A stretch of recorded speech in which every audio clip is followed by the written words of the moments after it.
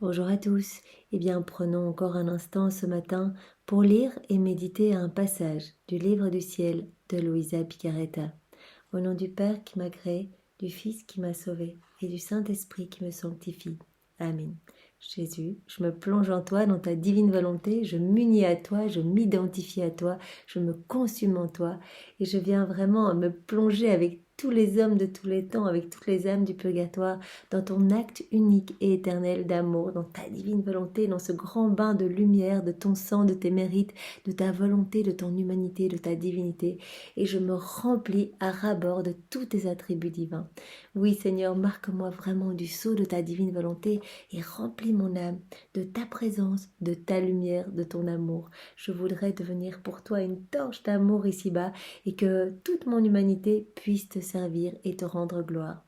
Viens, Seigneur, et viens vraiment, sois présent dans toutes mes actions, que ce soit toi dans tous mes regards, dans toutes mes paroles, dans mes pensées, dans mes battements de cœur, dans mon souffle, que ce soit toi dans chacun de mes pas. Je voudrais que tout soit sanctifié par ta divine présence, Seigneur. Merci infiniment pour tout ce que tu fais pour chacun de nous. Merci avec tes propres remerciements. Et maintenant, Seigneur, dispose nos cœurs, nos intelligences pour que nous puissions recevoir ce nouvel enseignement que tu vas nous donner ce matin. Que nous puissions nous laisser façonner par chacun de ces mots que tu as bénis et que tu puisses nous redonner au fil des passages cette ressemblance que nous avons perdue à travers les siècles en nous immergeant dans nos volontés propres.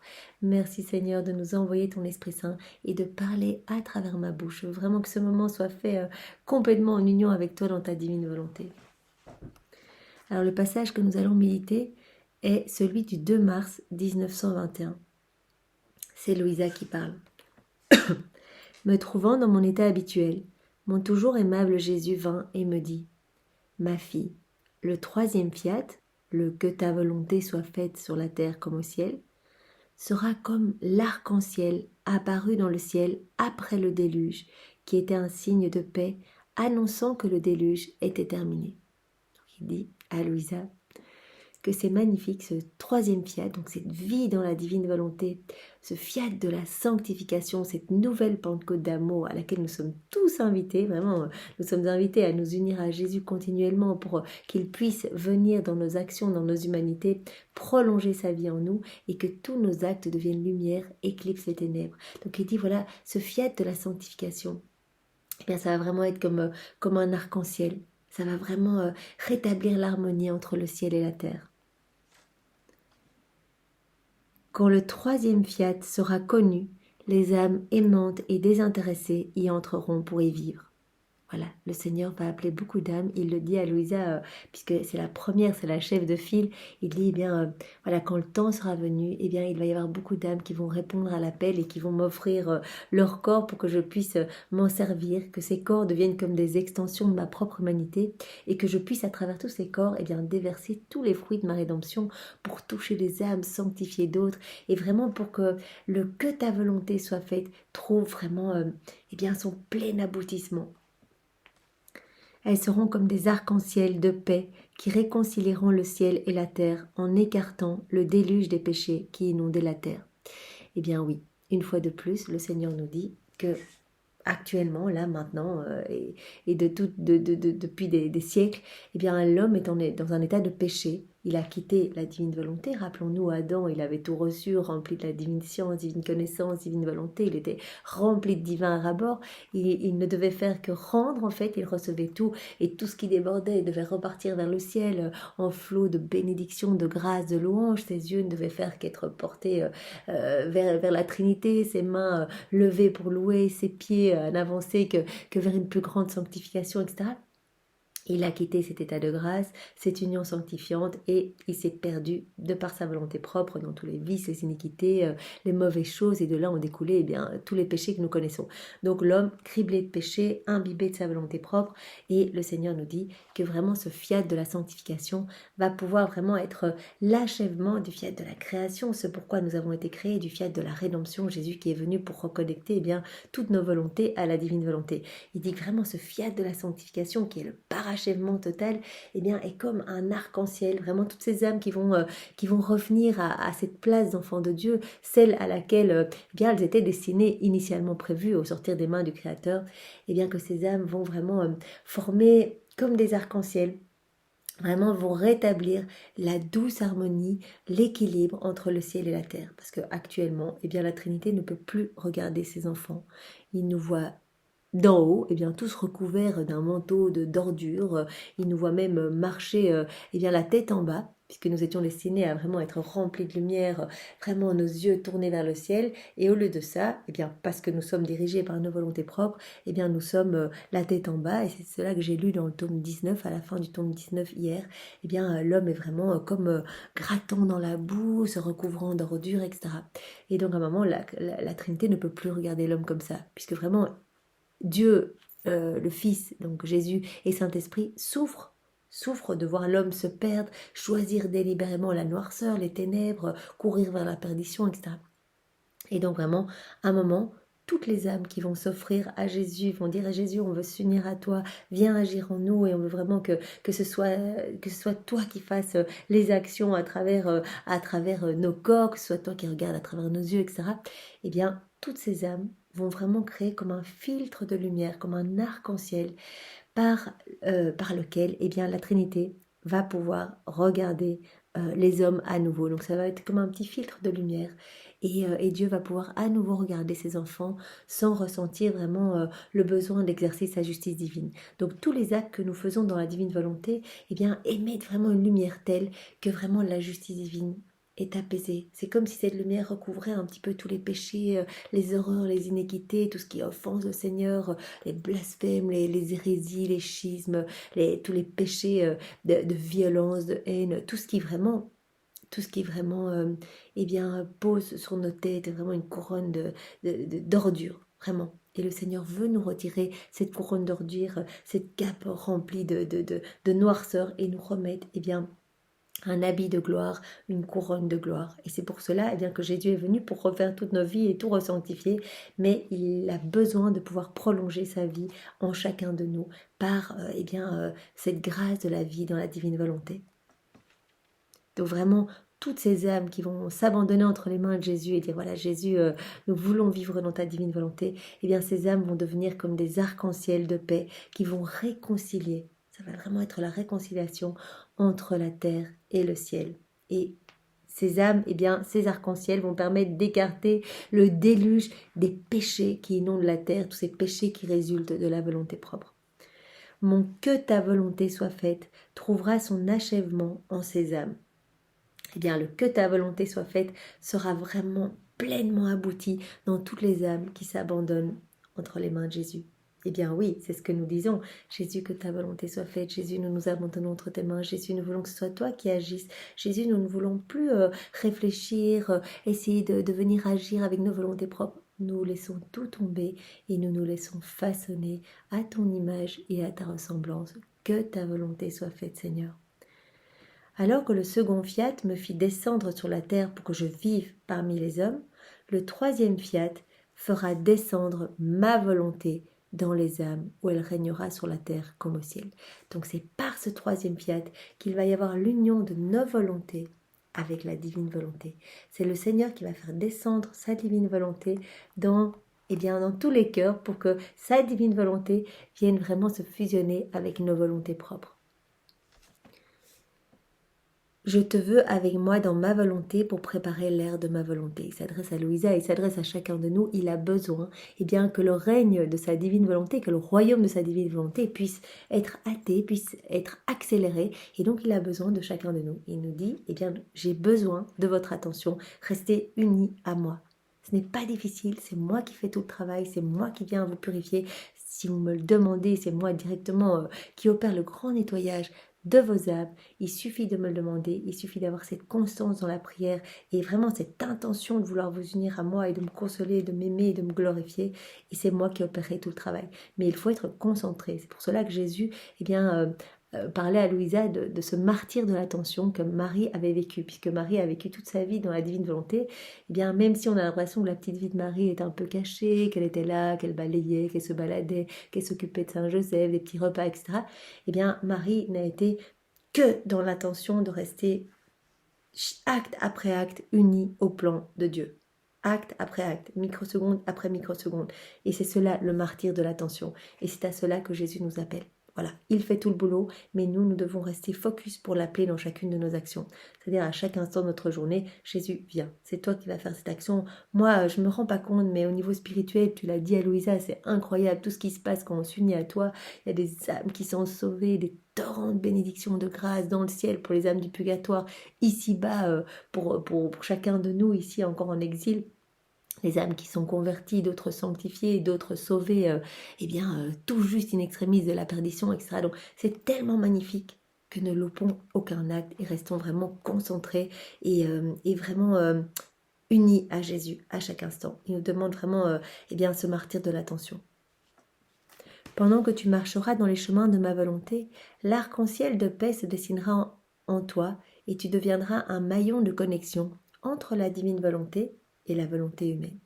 Bien, Louisa a toujours occupé un peu ce rôle de tamis. Vraiment, elle est entre les hommes sur la terre, tous leurs péchés, les vices, les iniquités, tout ce qui résulte de la volonté propre, et la perfection de Dieu. Et elle prend toutes les misères des hommes. Chaque fois qu'elle voit quelque chose de laid, elle le plonge dans l'acte unique et éternel de Dieu, dans sa divine volonté. Elle refait, puisqu'il y a moyen de tout faire dans la divine volonté. On peut offrir toutes nos prières pour les âmes du passé, du futur, etc. On peut toucher toutes les générations, les âmes du purgatoire. On peut reprendre la lumière de Jésus, la distribuer. Donc là, elle va refaire tous les actes dans la divine volonté de Jésus. Elle va les refaire et elle va offrir tous ces actes comme autant d'actions de louange, de bénédiction, d'amour, d'adoration, etc. pour la Trinité. Et ainsi, elle va vraiment rétablir un équilibre entre le ciel et la terre. C'est-à-dire que la Trinité ne sera plus aussi offensée si tous les actes sont refaits et qu'elle ne reçoit qu'adoration, louange, bénédiction à la place des offenses, des iniquités, etc. Donc Louisa entend continuellement réparer et vraiment payer un petit peu la dette d'amour à la place de tous les hommes. Donc elle va chaque fois donner de l'amour au nom de tous, aimer au nom de tous, demander pardon au nom de tous, remercier au nom de tous, et c'est ce qu'elle fait continuellement. Et donc Jésus lui dit, toi, tu es vraiment, parce que tu t'unis à moi dans la divine volonté et que tu fais ces actes de réparation et que tu me consoles continuellement au nom de tous, tu deviens vraiment un arc-en-ciel de paix entre les hommes et le ciel. Vraiment, tu deviens un maillon de jonction, de connexion entre la divine volonté et la volonté humaine. Vraiment, la volonté des hommes va pouvoir être unie à la divine volonté par tous ces actes de réparation. Par ce maillon, le règne de ma volonté connaîtra ses débuts sur la terre en réponse à ma prière et à celle de toute l'Église. Que ton règne vienne et que ta volonté soit faite sur la terre comme au ciel. Au plus, Louisa fait des actes dans la divine volonté, elle s'unit complètement à Jésus tout le temps, d'ailleurs au point tel que finalement elle atteint le dernier degré de la vie dans la divine volonté, le 4e niveau où elle est remplie totalement divin, où c'est Jésus qui fait tout en elle, même si elle a l'impression que c'est elle qui fait, Jésus dit ce que tu fais c'est moi qui le fais en toi parce que vraiment tu es tellement imbibé dans ma divine volonté que tu ne t'en rends peut-être pas compte, mais tes organes, tes cellules, tout ce que tu es, c'est marqué par le sceau de ma présence, je suis là. D'ailleurs, quand elle le cherche, qu'elle souffre de ne pas le voir, Jésus bouge en elle, donc ce qui veut donc dire qu'il est constamment en elle, pas une présence mystique, mais une réelle présence physique. Il est là avec le Père, le Saint-Esprit, son trône, son royaume, ses attributs divins. Et donc Louisa peut rétablir vraiment la connexion, donc faire ce que Jésus faisait lors de son passage sur la terre, c'est-à-dire reconnecter la volonté des hommes à la divine volonté. Et donc c'est ce qu'elle fait en refaisant tous nos actes continuellement. Et nous sommes tous appelés à faire ce que Louisa faisait, puisque c'est notre chef de file. Donc vraiment ce que le Seigneur apprend à Louisa, tout ce qu'il donne à Louisa comme vertu, tout ce qu'il lui enseigne, il nous l'enseigne à nous aussi, à travers ces écrits du ciel. Et Jésus ne fait pas qu'enseigner, à chaque fois qu'il parle de quelque chose, il nous le donne en même temps. Donc notre âme se façonne en même temps que l'âme de Louisa. C'est pour ça que c'est important de lire les écrits du ciel en continu, voilà, d'aller jusqu'au 36e volume et revenir au premier et le faire jusqu'à notre mort, pour que vraiment le Seigneur nous façonne et qui trouve en nous une source de joie, de bonheur, de consolation, que nous puissions être vraiment des réjouissances pour le ciel et devenir à notre tour également des tamis, vraiment devenir des maillons de jonction entre les hommes qui ne veulent pas aimer Dieu, tous ces cœurs fermés, froids, indifférents, qui courent dans les choses du monde, et la divine volonté et la Trinité sainte. Vraiment, c'est ce que le Seigneur nous demande, et il dit, il suffit de 2-3 personnes, finalement, il ne suffit pas de grand monde, il suffit de quelques personnes immergées en moi, comme c'est moi qui vais agir en ces personnes, tout va toucher toutes les générations, partout, toute la création, l'univers dans le ciel et sur la terre, puisque c'est moi qui agis. Donc vraiment, vous allez agir avec mon infinitude, c'est moi qui viendrai à travers vos mains, etc. Et donc vraiment, l'équilibre pourra ainsi être rétabli et toute la gloire, l'amour, les honneurs, les bénédictions que les hommes devaient initialement, ce qui n'a pas été donné, eh bien tout cela va pouvoir vraiment être compensé et réoffert par quelques personnes qui vivent dans la divine volonté. C'est ce que Jésus a fait lors de son passage sur la terre. Il est venu pour vraiment glorifier son Père et donner à son Père toute la gloire que les hommes ne lui donnaient pas. Et il a refait toutes nos vies, il a tout resanctifié, il a repris tout ce qui était déconnecté de la divine volonté, et par là même, il nous a ouvert les portes du ciel. Et donc, il cherche à présent, puisqu'il voit que vraiment les hommes continuent à se perdre, et malgré le rachat de leur âme, malgré les portes du ciel ouvertes, malgré le salut acquis, les hommes n'en veulent pas et continuent à choisir les ténèbres. Alors le Seigneur dit, on va continuer, je vais donner plus, c'est moi-même qui vais venir agir dans certaines âmes qui s'abandonnent entre mes mains. Et voilà, et avec ma lumière, on va éclipser les ténèbres. Avec ma lumière, avec mon amour, on va venir toucher les âmes, on va venir sanctifier, on va venir brûler d'amour certaines âmes, en convertir, etc. Donc vraiment, c'est important de devenir ces maillons de jonction entre les volontés des hommes et la divine volonté, devenir vraiment ces beaux arcs-en-ciel entre le ciel et la terre. Alors nous pouvons lire, puisqu'il y a un passage qui va dans le même sens juste après, celui du 12 mars 1921, à la fin de ce passage. Donc Jésus revient et je lui dis, Jésus ma vie, si les âmes qui vivront dans ta volonté seront des arcs-en-ciel de paix, quelles seront leurs couleurs? Toute bonté, Jésus me dit, leurs couleurs seront éblouissantes et totalement divines.